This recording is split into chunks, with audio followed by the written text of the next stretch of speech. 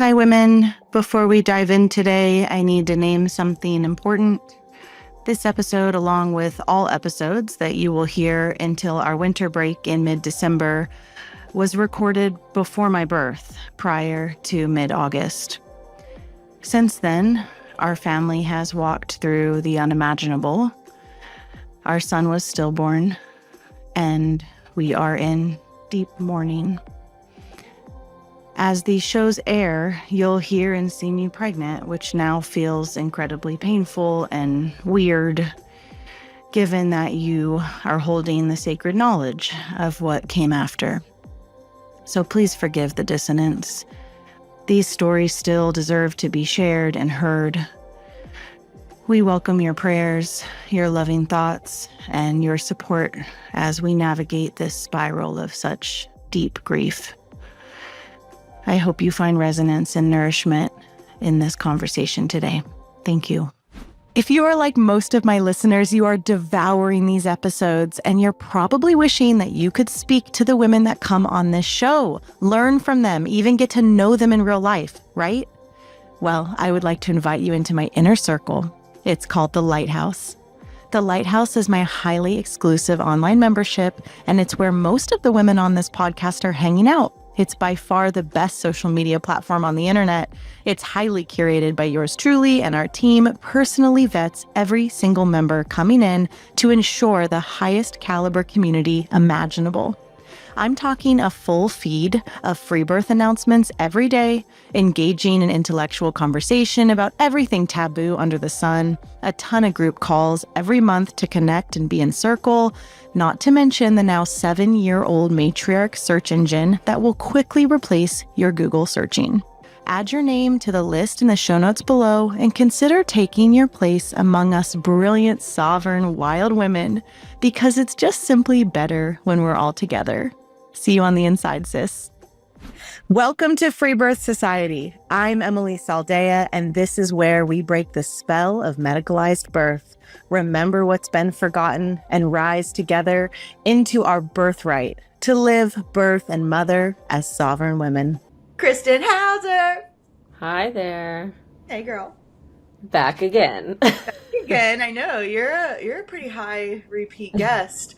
And This is so fun because you're old school FBS. You were on the pod when I was even still kind of confused about what sovereign birth was. And you were on, do you know, first or second season? I was on the first season, I think, about conscious conception.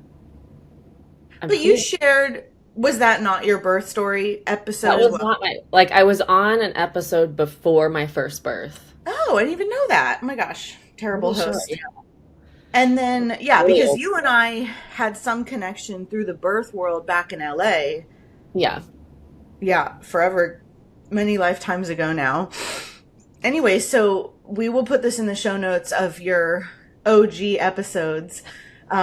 Because now, so you were on sharing your first birth, which was with a licensed midwife, but also very cool. And you did a lot of work, in that pregnancy. And I remember the cord snapping, and very unusual. And so it's a cool episode. But now, 700 years later, you have 4 kids, 3 have been free birthed. Yeah. And I've known you now for several years, and you've been on a bunch because of the Blood Mysteries School, which everyone should go check out, and we'll put in the show notes as well. But I want you here for the full birth episode. Every story, whatever lessons we can cram into an hour, and also, whatever you're willing to share about the immediate postpartum, of your 4th baby, in which I was long distance, a little bit a part of, because I think it's a really, really helpful, important story. Yes, I'm really happy to share. It's unique, and also not. It's also very normal. It's like, it was unique to my experience. It was not something I anticipated, but it was just a very average, normal situation. So we're talking about Kristin's relationship to blood loss, essentially, and bleeding, more than what you were comfortable with. I guess I'll just say that. And navigating that, and staying home and doing the holistic measures that felt right and true for you. And so, yeah, I think it's an important topic because it was unusual for you, who's now had 4 children. So it was like a whole new terrain. And also, I mean, you could have easily dramatized it. You could have easily transferred. You could have easily called that a hemorrhage. And the way you and your husband chose to deal with it, approach it, and I don't know the right word. Like, what's the right word? Like, yeah, integrate it. Yeah, I was thinking the same of like the integration of it was essential and how, yeah, because now with that part of the story, it's like, it's not something I think about really anymore. It's not like stuck in my system anywhere. And that's not to downplay, like in the moment, it was something that, needed integration and support. And scared you. Yeah. And scared me in the sense of like, okay, I'm going through my own checklist, right? And like, at least for me, I know if that analytical part of my brain turns on during birth, like that's not typically a good place or space to be in. So when I'm like, okay, this is the next thing I should do, and this is the next thing I should do, and that was the point where I was like, I need a like outside kind of witnessing or support, essentially, of like, am I covering my bases? Is there something I'm missing about the situation? Like that was kind of what was in my mind at that time. So much to say just about like blood reclamation, blood normalization, and the discomfort like that all of us carry with it. And then we get these experiences that are opportunities to learn more about our blood, which is like, LOL, given your work. Yeah. Okay, so just who the heck are you? What should people know about you? Mother of 4. Yeah, so I have 4 kids, ages 8 and under at this point. My youngest is almost 9 months old. And I'm, a mother of 4. I have a company called Womb Medicine that I started just over 10 years ago. And when I started, I was a clinical acupuncturist. I worked in a clinical setting and I supported a lot of women navigating fertility, both in the medical environment and not in the medical environment. And then over the years, I've kind of shifted further and further away from assisted reproductive technology and all of that. I mean, I've never engaged with that myself, but a lot of my clients did at that time when I first started out. And now I really work with women who are kind of operating their entire lives outside of the medical model and paradigm and supporting them fertility through postpartum. So that's what I'm doing in the world. However, I do just spend a lot of time with my family and in home life. And you split your life between Costa Rica and Kansas. Yes, right now we are splitting our time between Costa Rica and Kansas City. Kansas City is where I grew up. My parents are here, my family's here. And we moved from California after between my second and third, essentially right before my third was born, we relocated to Kansas City, and that was in 2022. And we spent a couple years here before we kind of made the transition between here and Costa Rica. And we were pregnant with our boys at the same time and birthed 2 weeks or something apart, maybe 3. Really close. Yeah, because Desi is my third, and he was born September 27th, so he'll be 3 soon at the time of this recording. And I think Sawyer was born a couple weeks after that. Mm-hmm. Yeah, that was fun. Mm-hmm. Yeah. Okay, so give us a quick overview, like what wants to be said about your first birth that leads you into free birth. I think that's like the specific frame I'd like to hear about. Great. Yeah, so my first birth was like, I knew I was the type of woman, like I knew I wanted to birth at home. I had worked as a doula. The births that I had attended as a doula were kind of varied a lot in the system. Like fully in the hospital setting and some outside of the hospital setting, birthing center, home births. So I had seen a pretty wide range. I knew that birthing in the hospital was really out for me completely. And so at that time, my kind of level of awareness was like, if you want to birth at home, you hire the midwife, you kind of go into that type of care. So when I got pregnant with my first, I interviewed midwives. I, decided on one that felt right for me, started building that relationship. And we lived in Orange County, California at that time. And I really tried to hire the person that was like the most rogue in a way, who was like the most, seemed the most relaxed around regulations and such. And obviously throughout the pregnancy, as I approached the end, it was like, well, there are certain situations where she's not going to be able to attend and I still want to choose to stay at home. So that was kind of my first introduction or feeling into free birth and unassisted. And I knew as a first-time mom, I personally did want some kind of support. So I also had a doula who was more than willing to attend if I ended up going unassisted. So in the end, it was like a little bit stressful because I felt like, okay, I might not even have the midwife that I hired, and I'm okay with that. And at the same time, like at least I have, my husband was on board and I had this doula that was willing to attend as kind of like a, unregulated midwife or whatever was needed essentially. And it ended up that birth was like totally normal and within the confines, I guess you could say, of the California regulations on regulated midwifery in that state.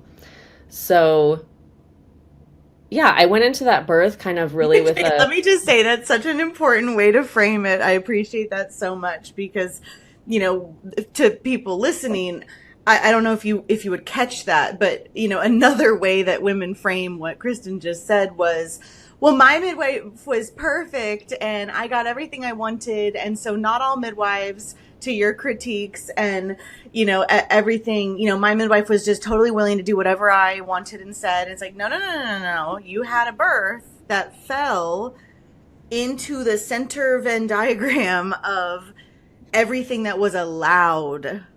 Yeah. I mean, I just had nothing out of the ordinary or even pushing any of the boundaries happened. Right.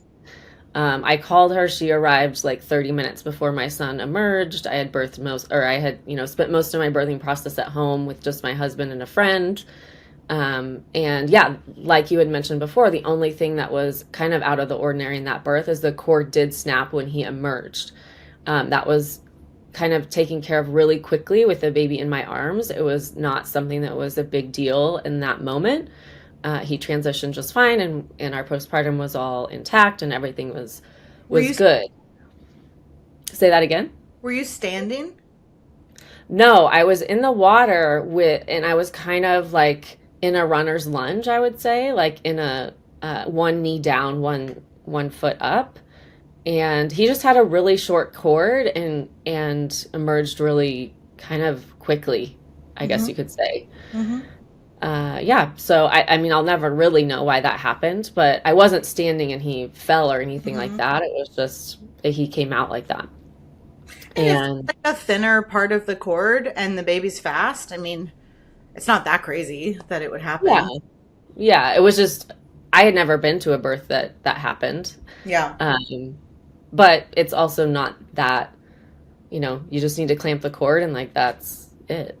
It's not, a huge problem. And cord on the baby side. On the baby side. Yeah. On the baby side. And so after that, I felt like, okay, I kind of know a little bit more what to expect at this point, right? Mm-hmm. A birth always brings something unknown, but I felt like, okay, if I can kind of go through that first experience as I did, then it just makes sense to do it on my own next time.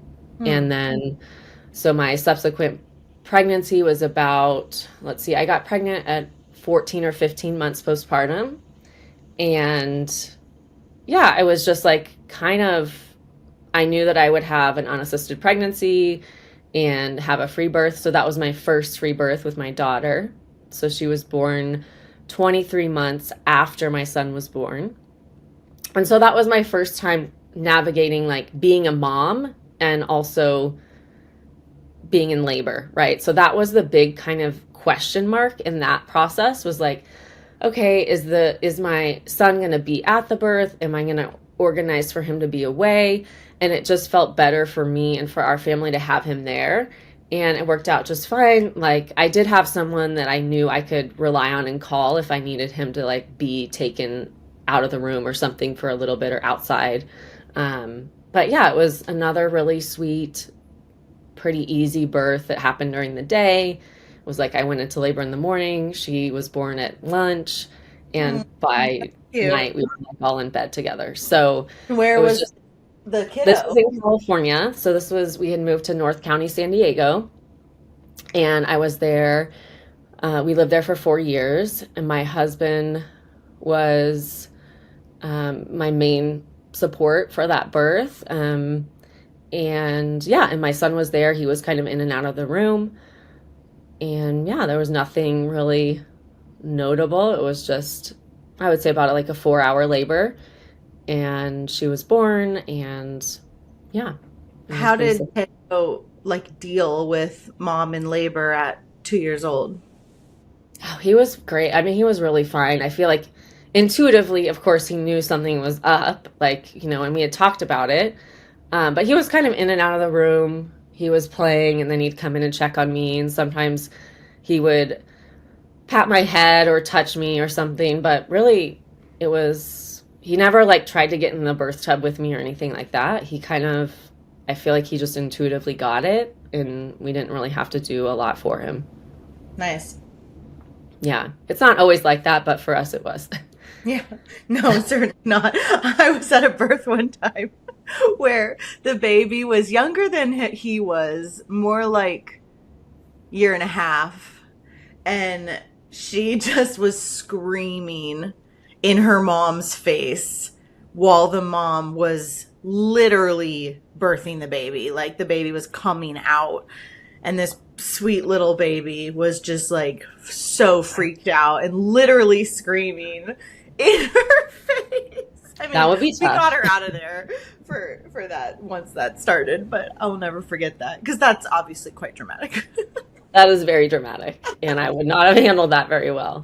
No, the mom did handle it well, though, as far externally. I don't know what was happening internally. Yeah. Okay, so then now you're a mom of 2 pretty quickly. Yeah, so I had 2 just under 2 years apart, and then I had a little bit of a longer gap, and that was really great. So my third was born when my daughter was 3.5, and then my son was 5.5. So yeah, I think the third was my favorite birth and postpartum time because of that longer gap.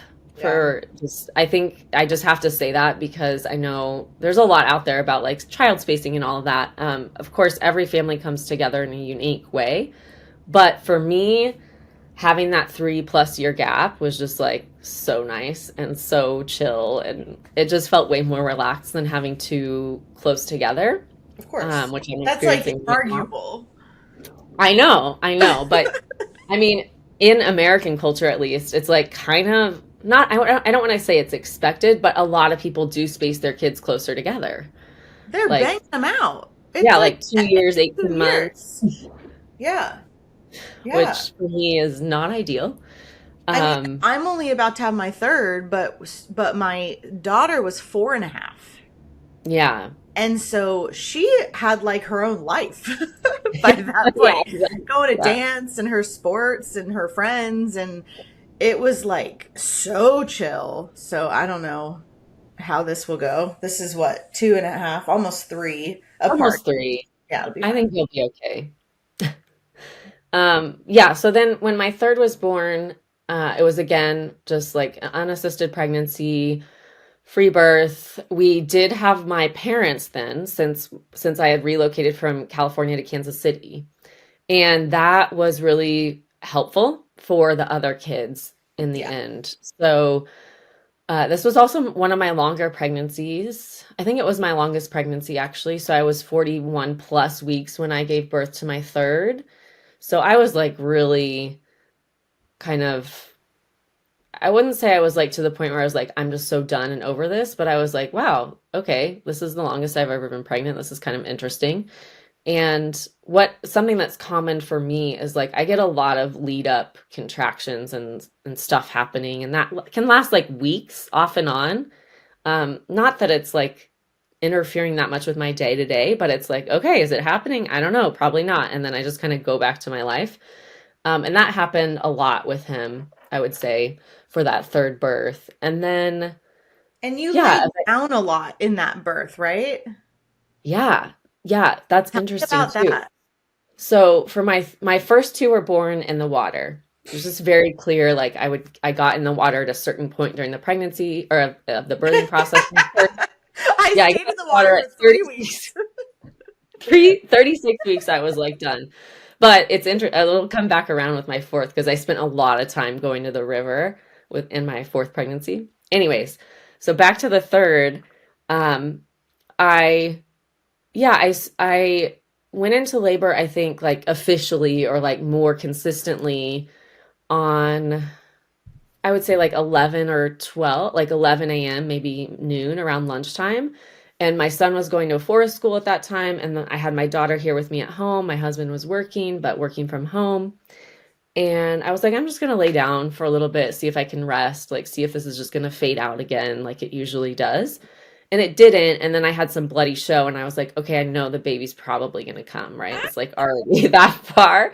And so I told my husband, go pick up our son because the baby's going to be born. Like, I don't want you to leave later to pick him up from school. So he left. I'm home with my daughter, and things are starting to get a little more intense. And she was 3, just over 3 at the time. And I was like, okay, we're gonna go inside because I had been laying down outside. And so I'm inside with her, and I wouldn't say it was like super stressful or anything, but she wasn't happy with the fact that I couldn't always respond to what she needed, right? So I think it was like she needed help with going to the bathroom or something, and I was like, I can't do it right now. I also couldn't even really tell her that I couldn't do it right now. Oh, I'm like, you're like in it. yeah, like I'm in it. I'm leaning over the railing like of the stairs. Okay, but And literally, why did your man not take her with him? I don't know because I was like, oh no, it's fine. I thought my I think it's like my downfall, but also like it works so well for me during labor. It's just like just deny that like it's fine. Like everything's just make it as easy as possible. Pretend like it's gonna last forever. Like that is my mentality in the moment. I'm like, and in that moment I was like, it's fine, she can stay. And so then by the time my husband gets home, I'm like really, really in it. Like I'm not verbal. I'm like barely able to walk. And he's like, okay, like that happened quick. So he's trying to figure out like what is he gonna do with the other kids? And then he's like, I'd really like to call your mom to come over. And I'm like, that's fine. So my mom comes over, she's with the older two. They're like painting pumpkins outside or something. And my husband's like doing all the things because he like, this is his second free birth. This is his third birth. And he's like setting up the tub, like getting, like doing some video recording and like all that stuff. And I'm just laying on the bed. Like that's at this point, like I cannot really get up from the bed. I think I did maybe once to go to the bathroom or something, but I was just laying on my right side and that was like it for me. And he's like, okay, the tub's ready. Do you want to get in? Because that's kind of what he knew. And that's like what our plan was. And I was like, no fucking way. I'm not getting in that. I can't even walk. Like I see the tub. It looks nice from where I can see it, but like I'm not going in. And so that was my first birth, not in the water. I feel like it allowed the birthing process to go a little bit like slower and more titrated for some reason. And I gave myself perineal support, which I hadn't done before. And that was my first birth without tearing, which was kind of nice. And also just maybe related to whatever else that was going on. But yeah, it was also like pretty short, maybe like 2 to 3 hours in the most intense part. And yeah, he was born around 6 or like 5 something, I want to say. We had dinner and like went to bed and And that was that. So was he born with you laying? Yeah, I was laying on my right side with And my knee. and then you're holding your perineum. Yeah. It just felt good to apply some pressure there. Yeah, I had asked for a washcloth to apply pressure, but like that didn't happen fast enough. So he was born before I had like that washcloth support. But yeah, I was basically just kind of like feeling his head emerge, I would say. I wasn't like giving a lot of counter pressure or something, but I was just had my hand there for whatever reason. I mean, I've certainly seen women, especially if the baby's coming fast, either want someone else or themselves to just, Be yeah, like, whoa, yeah. kind of hold it. Yeah, slow it. Like, it probably doesn't slow it down, but it might feel It like it. feels different, I think, Yeah. when you have your hand there. I don't know. It was just an intuitive thing that I did. I didn't really think about it or plan for it. That's a trip. So just like laying down. Yeah. That sounds Just on my nice. right side. I was like, Really I had nice. some counter, like during contractions, I would ask my husband to hold his hand and I would pull like against his weight. For some reason, that was working for me at that birth. And then, yeah, I just um, had my, like, I had myself propped up too I had a lot of pillows. And then I just had my leg kind of open and yeah, he emerged and just like went right onto the bed. Mm-hmm. Yeah, you really just can't plan what you're going to do. You know, like You women all can't. the time are like, I'm having a water birth or whatever. It's like, okay, we'll see. Like, you have no idea and just be open because you could never have guessed that you were going to like lay on your side and pull your husband's hand, in Yeah, this I know. particular way. Okay, so he's born and now you're adjusting to 3 kids. Give me your tips. Yeah, 3 was really easy for us. I felt like because of the larger gap between 2 and 3, he just, and his personality too, he just kind of fits right in. He's easygoing.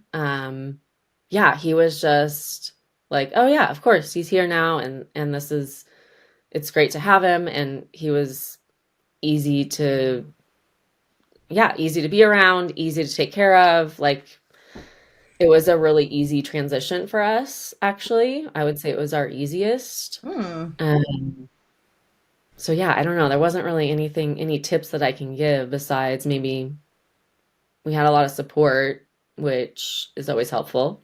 Yeah, seriously. And yeah, just having the older kids like have their kind of rhythm and routine and other things to do, it does help. Mhm.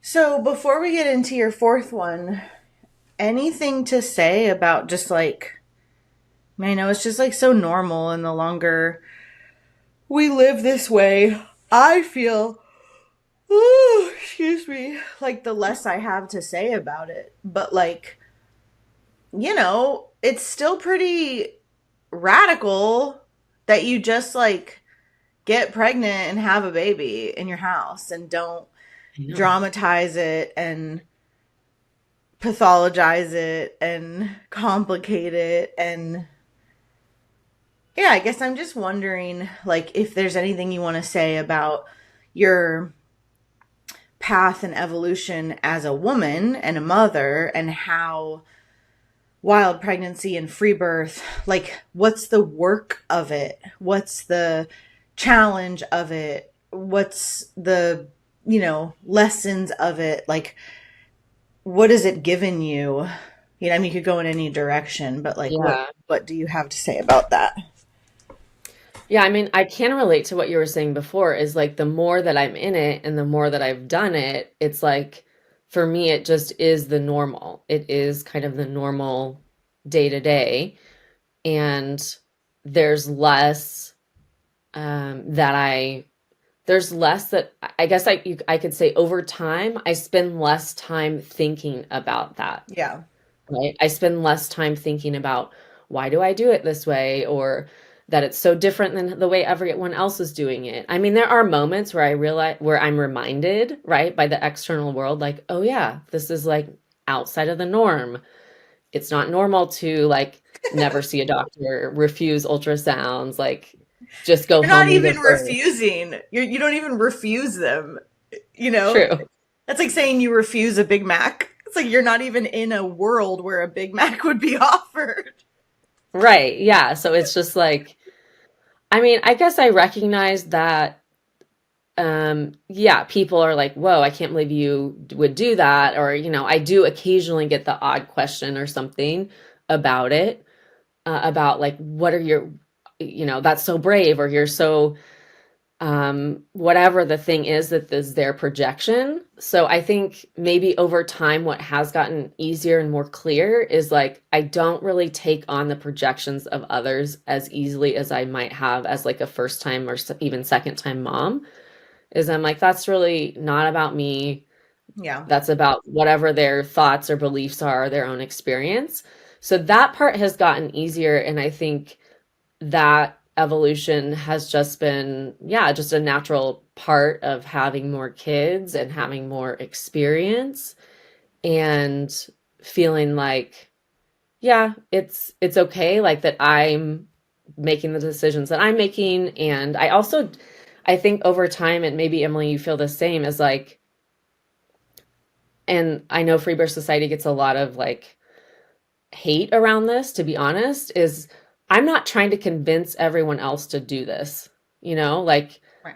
I don't, it's not in my best interest or anyone else's best interest. Like, just because I'm doing this doesn't mean that I think everyone should do this or that it's the right decision for everyone or it's the best way or whatever. It's just like, this is what I'm doing. And if you want to do something else, like you do that. But women are so insecure. Not all women, but like the women who perceive it like that, who interpret it like that, they're so committed to unconsciously seeing themselves as inferior. They're not even aware of it, that everything is in comparison.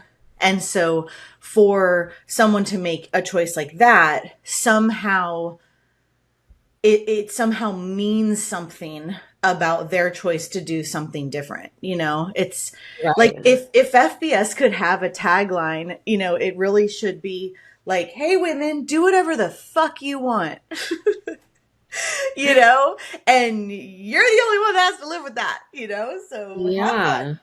Yeah, totally. Yeah. I was wondering when you were talking, like, how does this translate to like relationships with women and feeling othered or outside of, or like just not on the same page? You know, like there is kind of obvious gaps of connection when a woman is still really captured. Mm-hmm. You know, like there is a cool resonance and ease and flow with our friends who this is also just their normal. And I've certainly like fallen for the unconscious belief that like that's the only way I can have friends, which is not true. Yeah. Anyway, I'm wondering how that like shows up.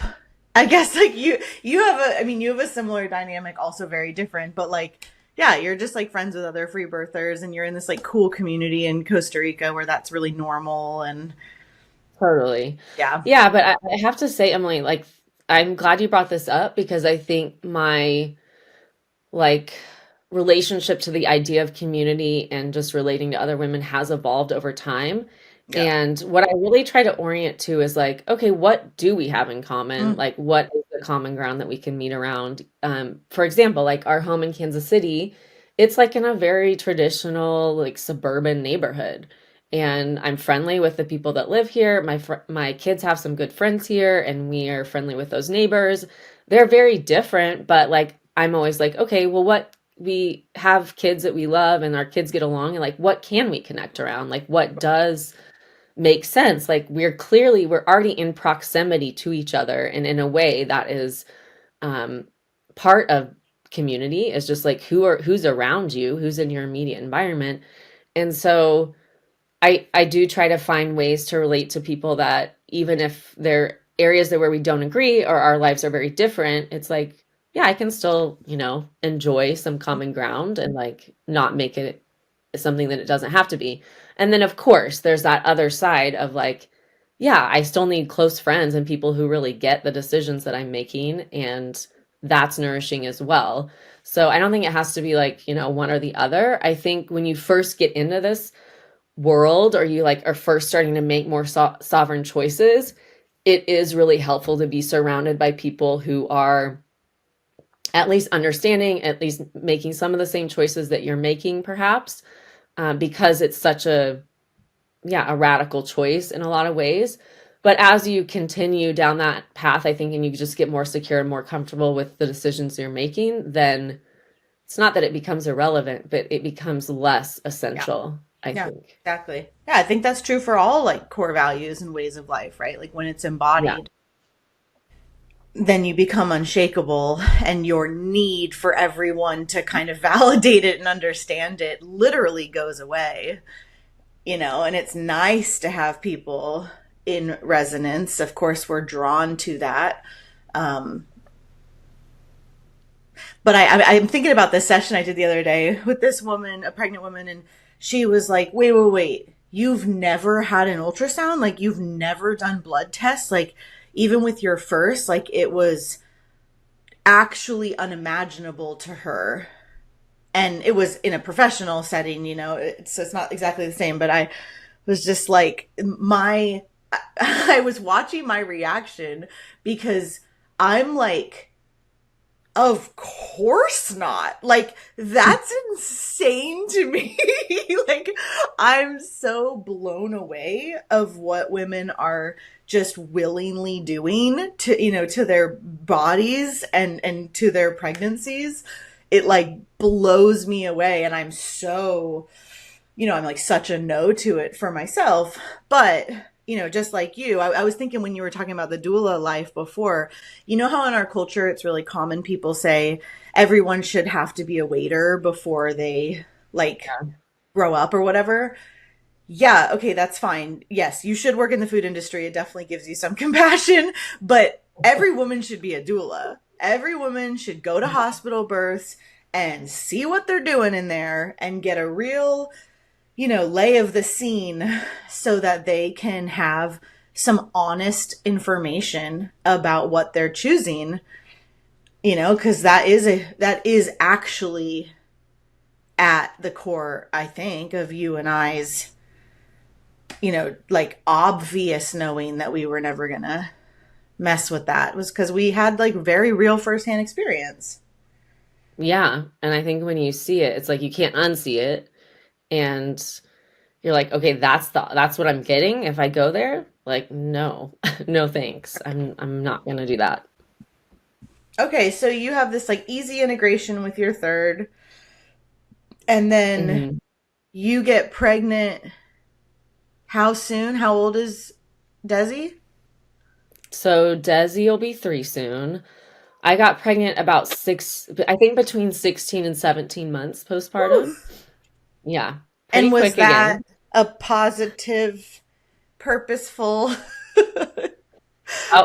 call in, or like how did that go? Yeah, you could say that was like we felt a fourth. Timing wise, I would have waited a bit longer. Yeah. But that's not how it happened. Wow. We were visiting Costa Rica to kind of like scope things out, see where we would want to be, and I conceived while we were there, actually. And yeah, it was like, okay, we're doing it now, I guess. What was your level of shock and like terror? I wouldn't. My level of shock was not that shocked. I would say maybe like a 3 of 10 or so. Okay. Yeah, I think we just like took it in stride. Honestly, we were like, okay, like we're welcoming another little guy or little one in. Wow. At the time, I thought it was going to be a girl, but that turned out to not be the case. Yeah, so I was just like, okay, like pregnancy is pretty, I mean, I wouldn't say it's like always easy, but generally speaking, I like being pregnant. And the first trimester is always a little rough, being tired and like taking care of the other kids. And I had a lot going on business wise. so there was that, but I got through it, and then had a great pregnancy in general. Like, we planned our move. I was super active. I was doing a lot to prep for that, and just a lot in my business to kind of make things ready for having an extended postpartum time. You're also, like, by your nature, not very dramatic and not, you're just like chill. And so, we birth how we live, right? Like, you are obviously very actively creating with great intention, but also in keeping with who you are and your personality, how you respond to life. And so it surprised me that it's all like pretty chill. Yeah, I mean, I don't like, we love having like a larger family. I don't know if you would consider 4 kids a larger family, but it's definitely like teetering on that edge. Sure. And yeah, we just love our family life, and we're like another baby. Like, what could be better than that? It's like, I think it does get yeah. to be called a big family when you see the picture that you sent me of you trying to have a work meeting I think you were in Costa Rica with a baby, maybe even 2 kids on your boobs, and then one was right behind you, and then the other one was like right here from behind the scenes. You know what picture I'm talking about?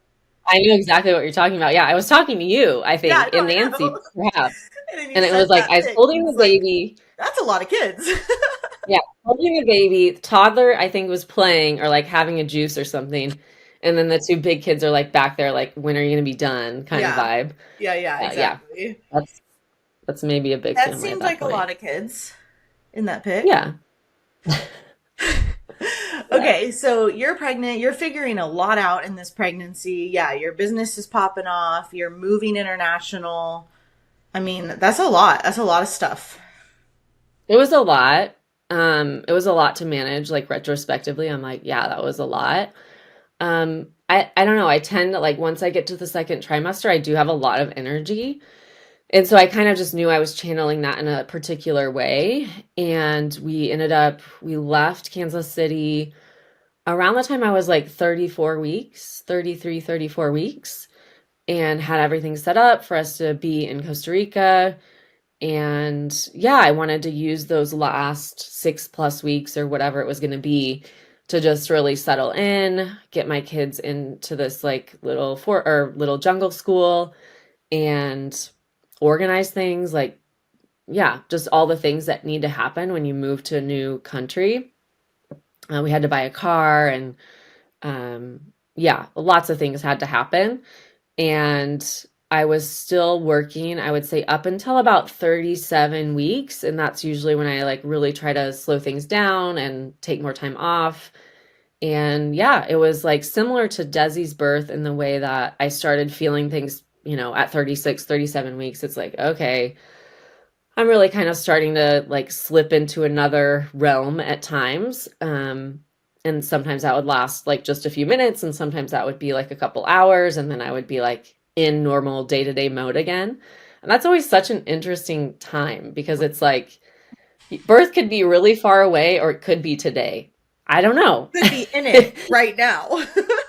I could be birthing now, and then it's just like it fades in and out so much. And Yeah. it really did with Emery's birth, of just like, I don't know, I could be in it, I could be fine. And then often it would. Obviously, I stayed in that kind of in and out process for several weeks, and you're like, whoa, I just feel like I'm really in the waves. I'm super emotional. I just have to lay down. And then like the next day I'd be like, okay, let's go to the beach. And I take all the kids to the beach and like do a whole thing, and like go get insurance for the car, do whatever needed to be done. Yeah. And so it's like a lot of that. And you just have to, I think you just have to be in the present moment and like forget the rest, and not try to plan a lot. And, we would try to make plans with friends, and I'd be like, yeah, let's plan on that. And like, if I can't come, I'll let you know.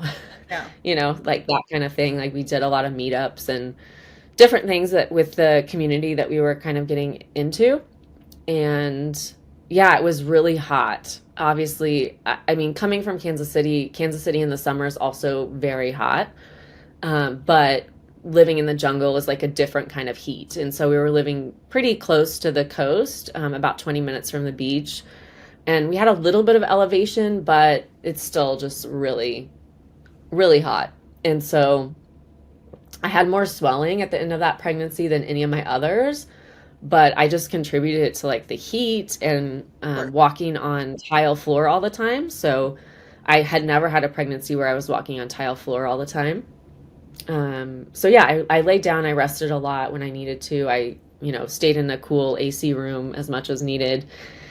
And I went to the river a lot because we lived kind of close to this river crossing, and there was a nice little swimming spot. And so that water is much cooler than the ocean water. So I would go to the river and just like float or submerge.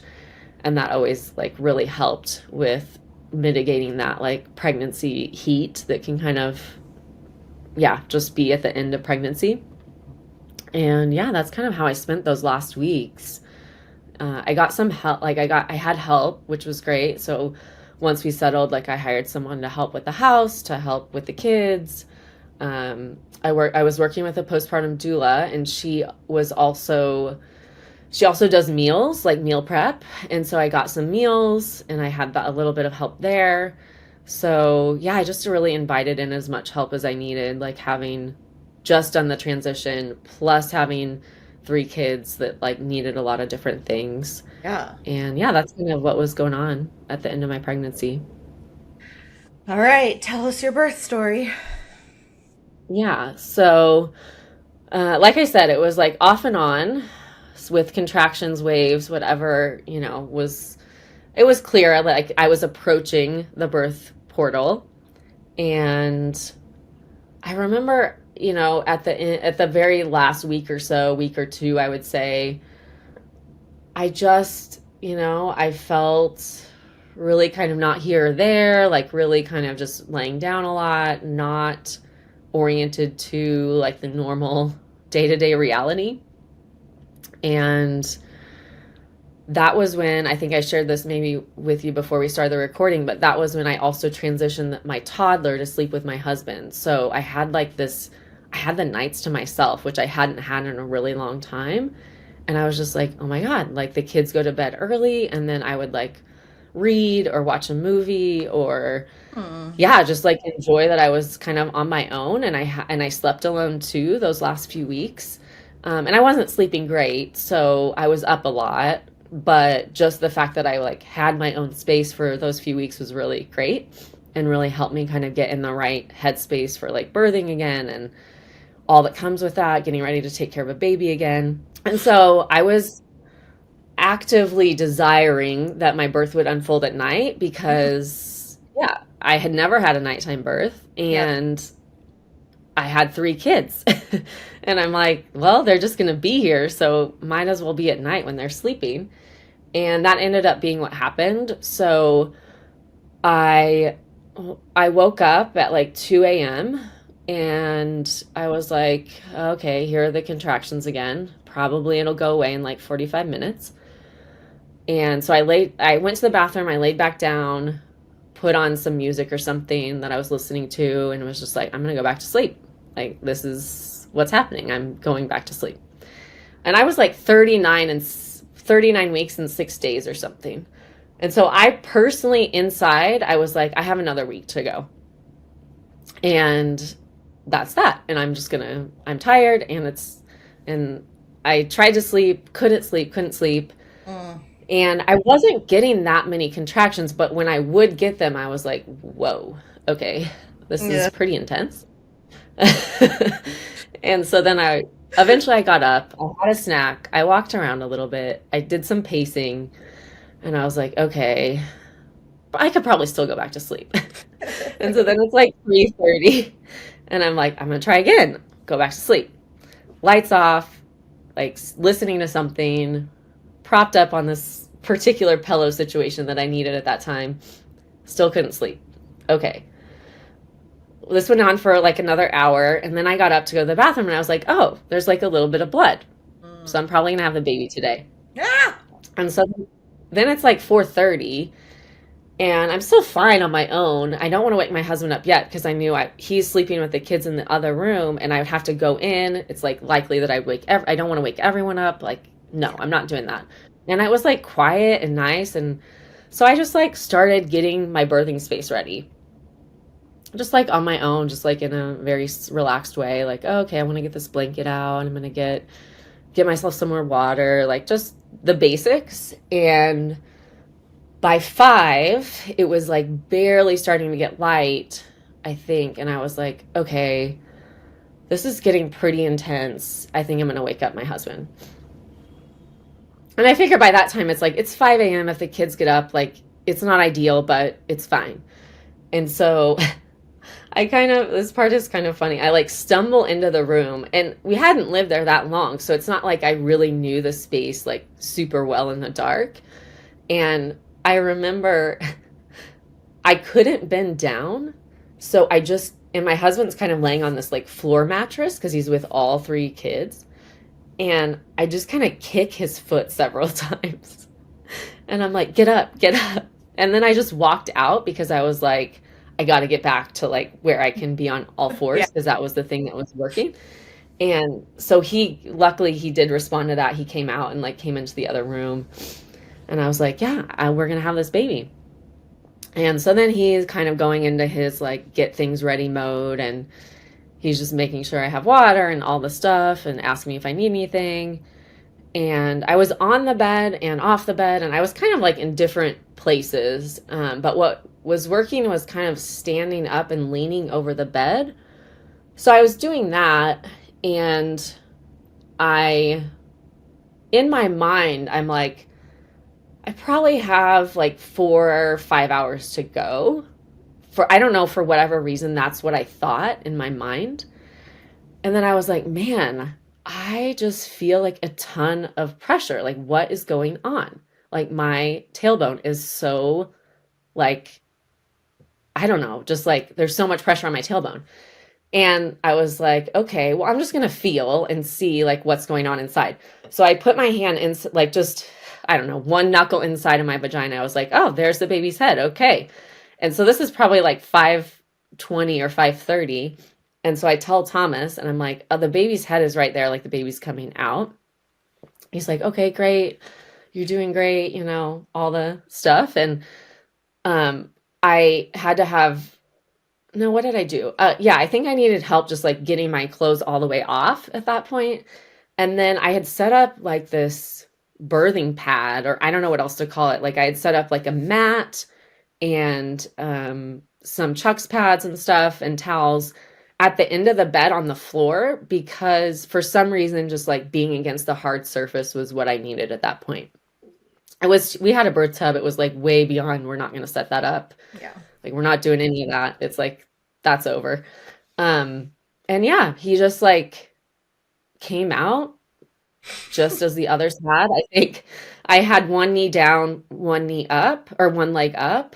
But I had mostly birthed on hands and knees this time. Like I spent a lot of time on hands and knees, and then he came out with just a few pushes, like just kind of naturally. I mean, not me actively pushing, but just like kind of fetal ejection reflex style.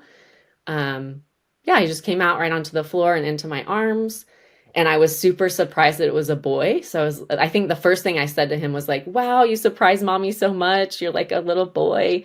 And he was just super robust and let out a little cry right away. And yeah, I just sat there with him on the floor, and it was just my husband and myself at that time. My other kids had stayed asleep, which was like fantastic. Yeah, nice. And after a few minutes, I was like, let's get the kids. And so Thomas went and like woke them up, and they came in and they're like, whoa, we have a new brother.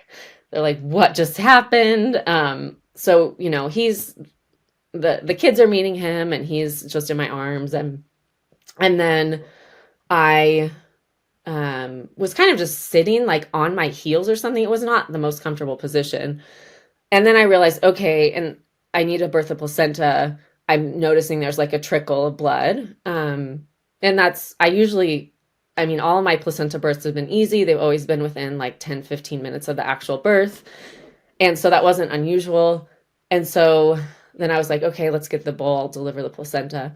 And so I did that. And I would say like around that time, I was like, well, that's quite a bit of blood. Okay.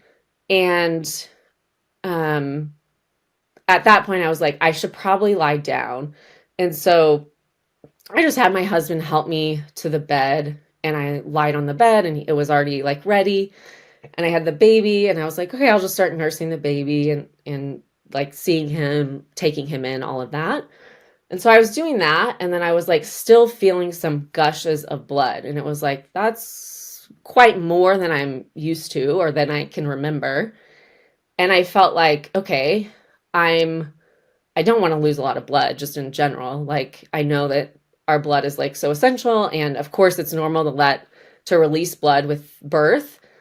And this is more than I've ever released, right? I could see that, I could feel that. And how were you? And so then I started feeling wise. I mean, at that point, I think I was just kind of on that birth high. But I was also very surprised. I was very surprised by how fast the birth was. And I was kind of shocky in that way of like, whoa, like that just happened. And like it was maybe a little bit quicker than I anticipated. So I think there was a lot of things going on. Like one, I just needed like integration with coming back into my body and being like a little more present and being like, wow, okay, that was like a little bit faster than I had anticipated. And then I also just needed like the physical support. Like, okay, I hadn't slept. I hadn't eaten in a long time. I mean, not that long, but like relative to, my other births. So there was just like a lot of factors. And then, yeah, I was like still gushing. And I was like, okay, I'm going to take a little bit of the placenta in my mouth. So I was doing a lot of the things that I had either supported other women in doing or knew that were good to do. And then I hit a point where I was like, okay, I'm just really feeling tired and like not feeling great. And I want this to stop. I remember just thinking like, I need this to stop now. And I'm going to do something to like facilitate that. And so then I'm talking to my husband. He's staying totally calm. He's like, you're fine. Like, what can I get you? What can we do? And then I'm like, okay, I'm going to reach out to a couple women. So I reached out to you, but I think first I actually reached out to the local community because there's like this local birth worker group in Costa Rica in the South Pacific zone where I was living. And just to be clear, midwifery in Costa Rica is all underground. And yeah, it's very unusual to birth at home there. And there's lots of legality stuff around it, but of course you can always birth at home. Like it's not illegal necessarily. So all the birth workers there are not licensed, if that makes sense. So I reached out to a local group that I was in saying like, hey, I could maybe use some help. This is where I am. Like I knew some of the women in the group already. I didn't know everyone in that group. So that kind of got activated right away. I had some people reaching out to me. And then I contacted Nancy and you, and I think I tried to call both of you. Nancy didn't answer, and I called you, and I was like, she's not going to answer. Like it's, I don't know, 7 a.m. there on Eastern time or something like that, 6 a.m. And you did. You like picked up, I think right away, like the first time I called you. And I was like, hey, this is what's going on. Like I'm bleeding quite a bit. I'm having a lot of gushing. These are the things I'm doing. It's like not stopping. I'm feeling kind of scared. And I basically was just like, what I feel like I needed to receive is just like someone walking through the things with me. Like, okay, did you do this? Did you do this? Like, did you do this? How are you feeling? Like, that's basically what I was needing. And I don't know, I think you and I stayed on the phone together for at least half an hour, maybe more, 45 minutes, something like that. Mm-hmm. Like 45 minutes, an hour. Mm-hmm. And it just like did slowly subside. And there was one thing that, I mean, I did homeopathics. I had the placenta in my mouth. I did not do herbs. Like I don't keep herbs on hand for that particular reason, for that thing. But it was when we were talking and you were like, how's your womb feel? And I was like, that was part of the problem, is like, I could feel that it was firm, and I knew obviously to feel it, and I could feel that it was firm and then it would be lax. And I was like, oh gosh, that's not good.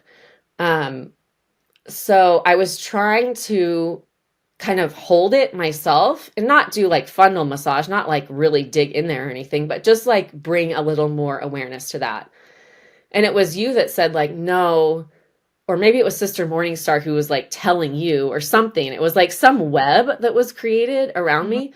And Sister Morningstar, I think, told you, she was like, no, the partner has to do it, or someone else has to do it, essentially. And so I remember there was this one like really like clear moment where my husband came, because you were like, no, Thomas, you got to try to do it and feel where her funness is and like apply a little pressure, like hold it.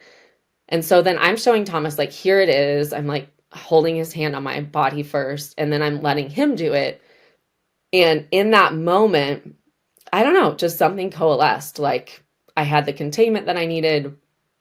His presence, like I can still feel it right now. If I just like drop in, I'm like, I can feel exactly how his hand felt there, like how warm it was, the pressure he was using. And I just felt my womb contract fully. And like, I was like, okay, this is like complete. It's not going to be that doesn't mean I'm going to be feeling great in this moment. But like, I knew the spiral of that was over, if that makes sense. Like, I knew that it was, that part of the story was complete. Yeah.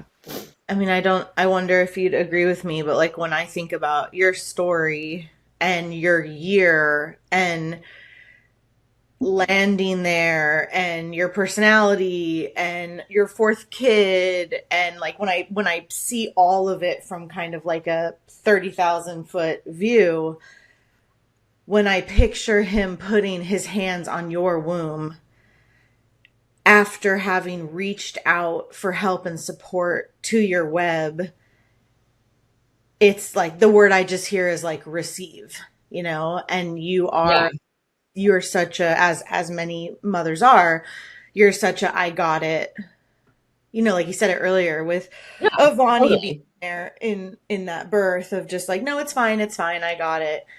And there's something so big about like you trying to do it and it not really clicking, and then your beloved, really being the grounded warmth to your womb. It's just like so beautiful. It's such a beautiful like completion and acceptance and receiving and allowing, and it's so deep. It's also so like simple and basic.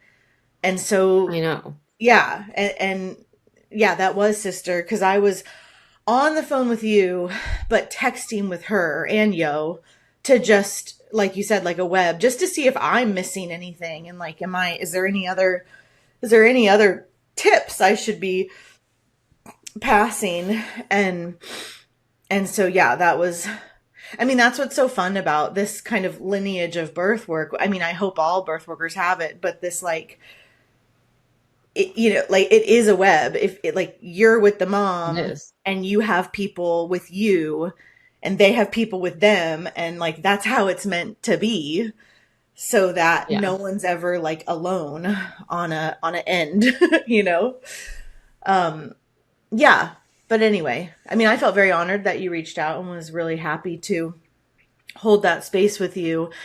I also, as you retell the story, feel like, just like real sadness around this fundal massage thing and how it's been co-opted and weaponized against women, because what you experienced was so true and so real and so nurturing.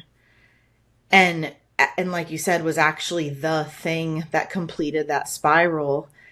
But most women hearing this story will have only known fundal abuse. Yeah. And like, I mean, no, go ahead. Sorry. Just it completely negates the I mean, touch, like touch is so important. Loving, respectful touch. And it's obviously not what women get in captivity and when they birth with strangers and misogynists and perverts and all of what's happening in the hospital, but the touch he gave you is what regulated your system. And it wasn't something that you could do yourself in that moment.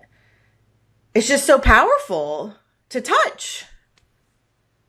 It is, yeah. And it's like he was, I think this is clear in the way I said it, but like, it wasn't like a deep pressure or like a pain or a pushing or any of that. It was literally just like warmth, a little bit of like a hold, Yeah. And I was just like, whoa, that was the thing. And it was powerful. And you're totally right. Is like, I had been, just like doing so much, holding so much. And as many mothers are, especially mothers with multiple children, it's just like your capacity is expanding all the time. And it's like, okay, that was really that birth and that part of the birth in particular, because also, of course I rest in the postpartum period and I've always been like really dedicated to that. And like looking back on it, it hasn't necessarily been because I had to. Do you know what I mean? Mm-hmm. Like physically. Like I was doing it as a practice and like it definitely helped me regain my vitality and all of that. But with this fourth time, it was like, no, like can't leave the bed. Like that's the physical reality. Yeah. Is like, I was not getting up to shower that day, which I had done with all my previous births. I had like been like, okay, I'm going to shower really quick and then I'll be back in bed with the baby. Like that was not happening. It was just really humbling in that way. And I was glad that I had the support.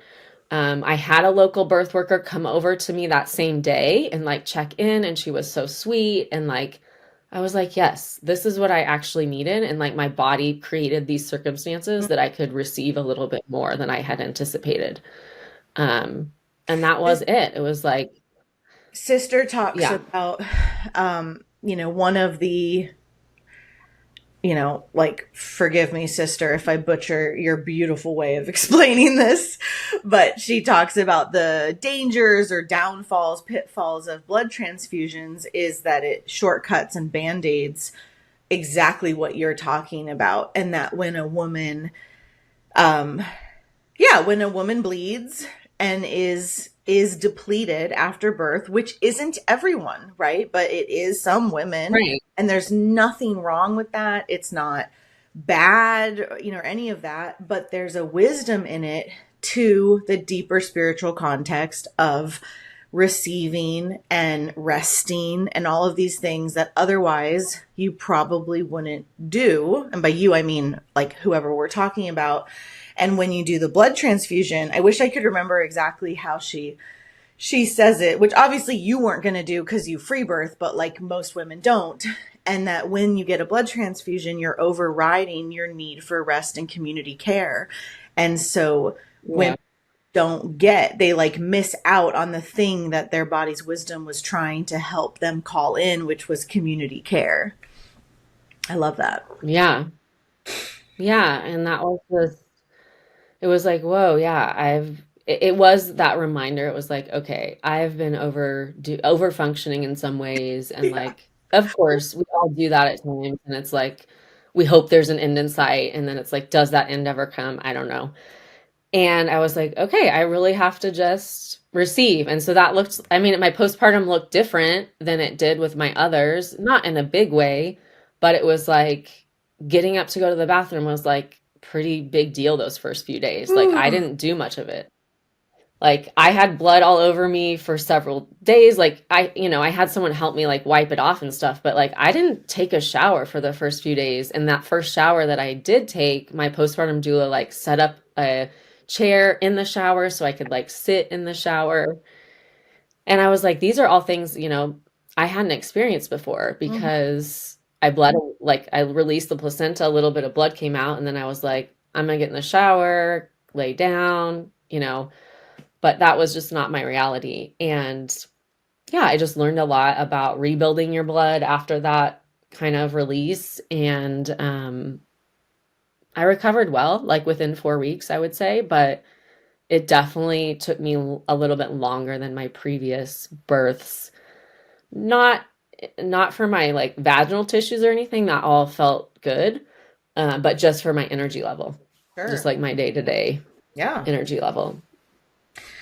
It's Yeah. it's the same with suturing versus not, it's the same like principle of the wisdom in a tear should you choose to take this on, and why one of the reasons why I would never suture someone's perineum, and one of the big reasons actually I chose the birth witnessing that I did, that is so non-medical, is the wisdom I've seen in the tear and how it keeps your ass in bed, you know, and how if you keep getting up, if you get up without sutures, you're going to reopen it and all of this stuff, and when you suture, you're overriding this body wisdom of postpartum, which is to chill the F out and to not go do the dishes, and I've been in so many conversations with midwives who do suture who are like, yeah, and then the other side of that is like they're going to do the dishes no matter what, and so I want to help it be easier for them.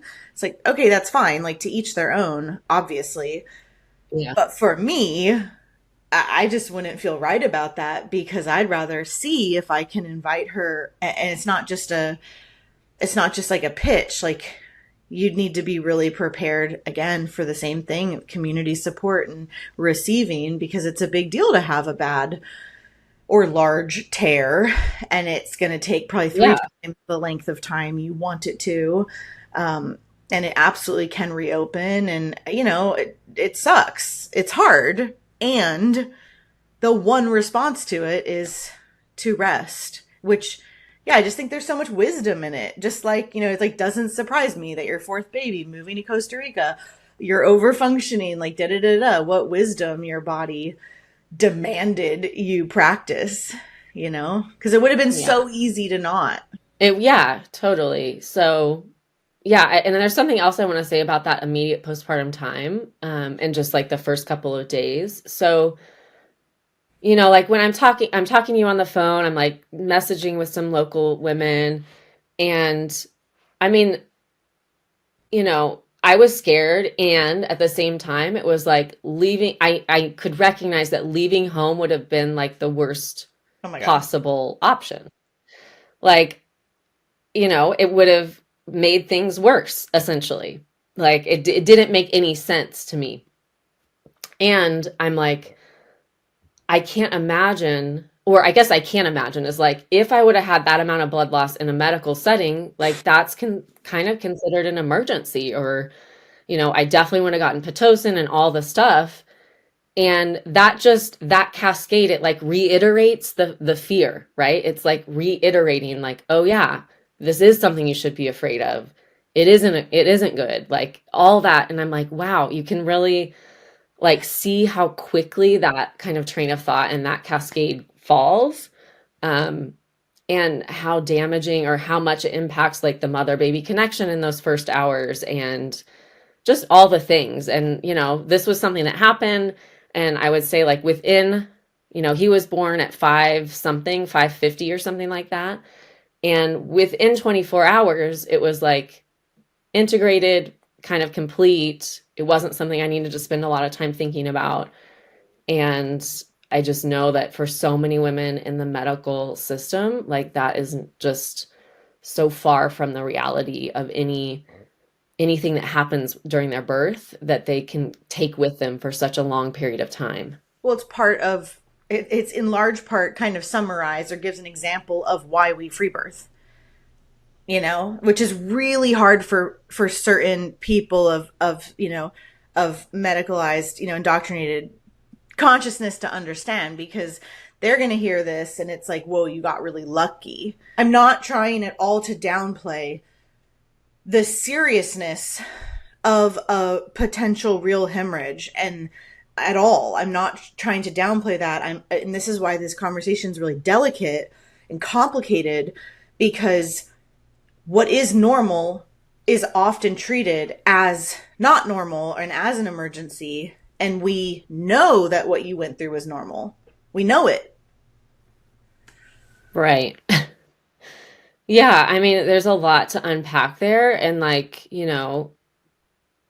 it's hard for me to imagine like if I would have experienced this in the medical model and then gone on to have, subsequent pregnancies and births, like what that would look like. But what I can say is just like, birth does always bring some unexpected or often bring some unexpected element to it. And for me, it's always been like the thing I never would have thought of. I think maybe with my third, there was less of that. I didn't really experience much unexpected in that birth, besides the fact that I planned to thought I would birth in water again, but didn't. But with this one, it's like, I had a story about myself that I'm not a bleeder, and so interesting. Like I've never had heavy periods. I've never not had a lot of postpartum bleeding. I'm usually done with my postpartum bleeding within 2 weeks. And so this happened and it was like, whoa, that was not what I expected. And I think like we were saying, it's like my body kind of orchestrated this because I did need to go into a season of like really receiving care and care specifically from women. Mm-hmm. So it was my husband that came in and like we had that special resolution like in the moment. But then in the following weeks, it was like I was receiving care from the postpartum doula that was like coming to my home twice a week. And like that was really nourishment that I needed. Mm-hmm. And I already had that set up. I was going to receive that either way, but I was being called to like receive it in the deepest way possible. Mm-hmm. Yeah. And just getting to that, like raw, like there is no shortcuts, which is part of the free birth, commitment, I think, is like, yeah, really, really. I mean, there's so many layers. It's not, I am not a spokesperson at all for every person who chooses free birth, but for myself, that is part of the interest and commitment in it is like, what you got for me? Like what's here for me to learn and what's here for me to see differently and what stories do I need to confront? And there are no shortcuts doing it this way. It's very raw. No. Yeah. Like spiritually raw. Yeah. Well, anything else you want to say to wrap this up? He's what you said, 9 months or so. I got to meet him at MRF. Yeah. He's so bright and beautiful. He was so sweet. Yeah, he's really sweet. Yeah, nothing else to add right now. Yeah, I mean, just to like, it's always good to have postpartum support and, just to have other women around you. Like, even if you are choosing to birth alone, like, I think it is in our nature to have these webs of support around us that we can tap into, and just cultivating that is really, really so helpful and nourishing. Yeah. And if you're hearing that being like, well, I don't have anyone, that is why we have the Lighthouse, which is our online community. It is not a replacement for in-person, but if you don't have anyone in person, it's definitely better than nothing. It's really something to consider. We literally create spaces for you to connect with women like this. Women are virtually supporting each other all over. Women are finding each other, having circles, put some effort into it, whether it's joining the Lighthouse or not, I don't care. That's just here for you. And we have the directory as well. But there is more available to you. You just have to put some effort in, and oh my gosh, it's so worth it. Just having someone you can call, having a web around you, you deserve it. And it doesn't just get offered to you. You have to really consciously co-create it. But you deserve it. I can't imagine not having it. I know. So true. Love you. Yeah, thanks for having me again. Always and forever. Okay, well, we're going to put the show notes of previous episodes, Blood Mystery School, the stuff that you do. We will put your Instagram, all the ways to find you, follow you. And yeah, I appreciate your time. Yeah, thanks for having me, Emily. All right, women, I hope you enjoyed the show today. You can support this podcast by donating to it through the link in the show notes below. And of course, leaving an awesome review on whatever platform you listen on. The more reviews, the more visibility the show gets. So let's spread the good word of free birth. Don't forget, you can watch all of my podcast interviews on YouTube and see the women as they tell their birth and power stories. And you will also find our viral free birth collection of epic raw birth videos on our YouTube channel. So make sure you're subscribed. We always have a lot going on at Free Birth Society, and you can find out about all of it at freebirthsociety.com. And I am at Free Birth Society on Instagram. Please opt into my newsletter below so that you don't miss a thing. We offer courses on free birth, sovereign birth work, as well as one-on-one coaching, women's retreats, so much. Our exclusive private vetted membership, The Lighthouse, is definitely something to check out if you are looking for a community of wise sisters to get guidance from and to meet in real life. Together we rise, sisters. We must speak our stories fully, claim our lives, and support one another. This is the living revolution, and I am so grateful to be in it with all of you. Till next time.